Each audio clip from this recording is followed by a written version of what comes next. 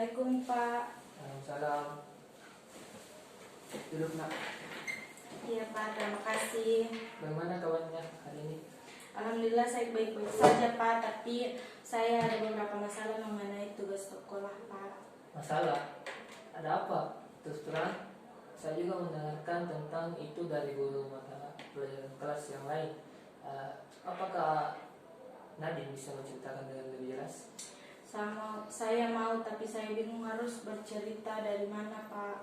Tidak apa-apa, itu adalah hal yang wajar. Tidak usah buru-buru. Kalau begitu, Bapak boleh tanya, apakah sebelumnya Nadine sudah pernah melakukan proses konseling? Belum Pak. Ya, kalau begitu Bapak akan menjelaskan terlebih dahulu apa itu proses konseling biar Nadine mengerti ya. Jadi, proses konseling itu adalah suatu aktivitas pemberian layanan untuk membantu konseli yang sedang memiliki masalah. Nah, di dalam proses konseling ini terdapat asas-asas yang perlu dipatuhi oleh seorang konselor seperti Bapak. Salah satunya adalah asas kerahasiaannya. Jadi di sini Nadine tidak perlu khawatir untuk terbuka dan menceritakan permasalahan Nadine kepada Bapak, karena yang tahu permasalahan ini hanya Nadine, Bapak, dan Tuhan yang tahu. Oh, jadi seperti itu ya Pak. Sekarang saya jadi paham. Oke, jika Nadine sudah paham, sekarang Nadine bisa ceritakan masalah yang dihadapi saat ini kepada Bapak. Sebenarnya saya memiliki permasalahan mengenai tugas sekolah Pak. Saya mendapatkan nilai rendah pada salah satu mata pelajaran. Mungkin Nadine bisa ceritakan yang lebih spesifik penyebab nilai Nadine rendah, karena setahu Bapak nilai-nilai akademik Nadine itu selama ini cukup memuaskan kan? Iya Pak, namun nilai saya rendah karena dalam mata pelajaran tersebut kita diperintahkan untuk presentasi per individu. Disitulah masalah saya Pak. Saya ini tidak suka tampil di depan banyak orang. Diperhatikan sedikit saja saya sudah gugup dan cemas. Sebenarnya sekarang pun saya merasa cemas karena harus berbicara berdua dengan Bapak seperti ini. Kalau saya merasa cemas seperti ini, tangan saya gemetaran dan keringatan. Kadang kalau berhadapan langsung dengan orang banyak saya menjadi sesak nafas. Makanya pada hari itu saya memutuskan untuk tidak presentasi dan akhirnya nilai saya menjadi rendah Pak. Baiklah, Bapak sangat memahami permasalahan yang dihadapi oleh Nadine seperti ini ya. Jadi di sini Nadine memiliki masalah sering merasa cemas hingga gugup, gemetar sampai sesak nafas jika harus tampil di hadapan banyak orang ataupun jika Nadine diperhatikan. Nah, makanya Nadine tidak bisa presentasi karena merasa cemas yang menyebabkan nilai Nadine rendah seperti itu. Iya benar Pak. Kalau boleh Bapak tahu ya, sejak kapan sih Nadine selalu merasakan cemas seperti itu? Saya sudah seperti ini sejak kecil. Saya memang suka sendiri. Saya tidak begitu suka bersosialisasi dengan orang banyak. Oh, sepertinya Nadine ini anak yang introvert ya. Sepertinya begitu Pak. Kalau Bapak boleh tahu lagi, apa Nadine sebelumnya sudah pernah mencoba untuk menghilangkan rasa cemas Nadine? Sudah Pak, saya selalu menenangkan diri saya dengan terus berpikir bahwa saya bisa melakukannya, tapi saya selalu gagal. Apakah Nadine mau dibantu dengan Bapak? Bapak bisa kok bantu Nadine. Tentu saja saya mau Pak, saya juga tidak ingin seperti ini terus. Sepertinya saya benar-benar perlu bantuan dari Bapak. Baik, jika Nadine mau, jadi di sini masalah Nadine sering merasakan cemas bila berhadapan di depan banyak orang, hingga gejalanya itu seperti keringat pada bagian tubuh tertentu hingga sesak nafas. Apakah seperti itu? Benar sekali Pak. Nah, dengan masalah itu sepertinya Bapak perlu membantu Nadine menggunakan teknik desensitisasi sistematis. Apakah Nadine tahu apa itu teknik desensitisasi sistematis? Tidak Pak.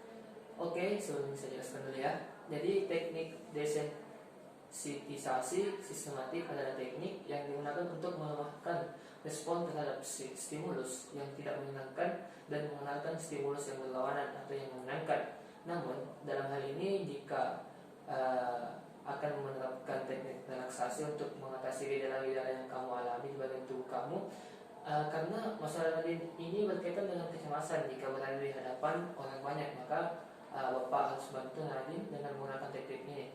Bagaimana pendapat Nadine? Betul seperti itu Pak. Saya mau Pak dibantu dengan teknik yang Bapak jelaskan tadi.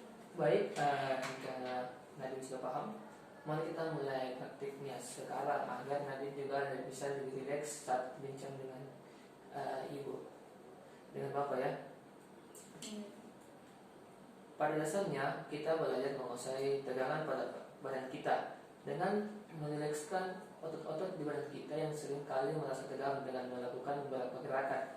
Maka dari itu, sebelum melakukan teknik ini, Nadine harus memperhatikan pakaian yang Nadine kenakan. Pakaian Nadine harus nyaman dan sedikit longgar agar Nadine dapat bergerak dengan bebas dan leluasa. Selain itu, kamu harus melepaskan penesan kamu terlebih dahulu. Ya, kita lepaskan dulu ya. Jadi pertama-tama, jika kamu memiliki jam tangan, sudah lepas ya, dan posisi kamu sudah nyaman yang kamu rasa. Iya Pak. Sekarang saya akan menunjukkan kamu bagaimana kamu dapat merilekskan otot-ototmu. Saya akan mulai dengan tangan kanan saya. Begini. Apakah contoh yang kamu ikuti kan? Iya Pak. Oke, duduklah dalam posisi enak yang terlebih dahulu. Sekarang tutup mata kamu. Bayangkan kamu sedang berada di hadapan orang banyak melakukan presentasi dan sedang diperhatikan oleh banyak orang. Sekarang buka mata kamu. Oke, bisa dilepas dulu. Apa yang kamu rasakan? Saya sangat takut Pak, tangan saya sampai gemetaran dan berkeringat. Oke, sekarang kita mulai relaksasinya. Pertama, tangan kananmu luruskan ke depan. Kepalkan tinju kananmu ya. Kepalkan dengan kuat.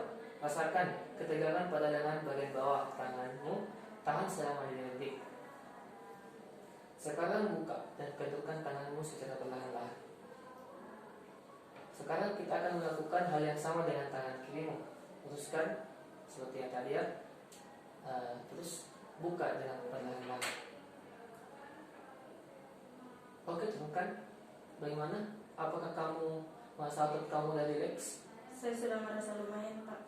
Sekarang pejamkan matamu kuat-kuat. Rasakan tegangan di sekelilingmu oleh matamu, tahan selama 5 detik. Sekarang kendalikan otot matamu ya. Jadi pertama-tama pejamkan matamu kuat-kuat terlebih dahulu. Ya, kendalikan otot matamu, lalu buka matamu secara perlahan-lahan. Bagaimana? Terasa nyaman Pak. Sekarang angkat bahu kamu sampai telinga, rasakan ketegangan di bahu kamu. Kendalikan.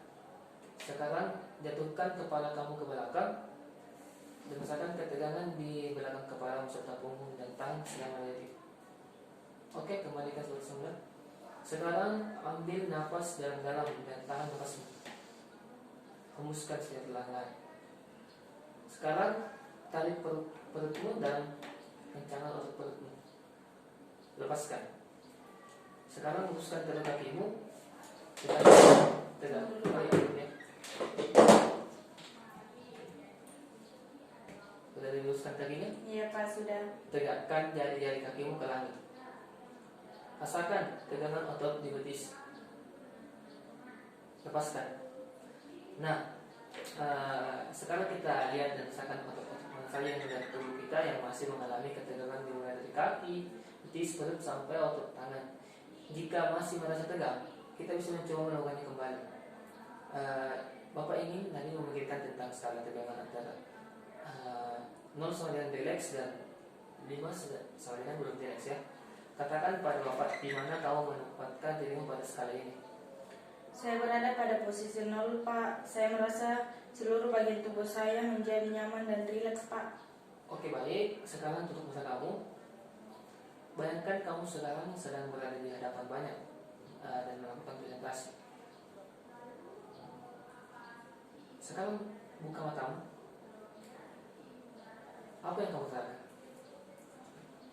Saya masih merasa tegang, namun saya tidak gemetaran dan keringatan lagi. Saya bisa mengendalikan kecemasan saya Pak. Nah, bagus sekali. Apakah kamu masih merasa ada ketegangan di otot kamu?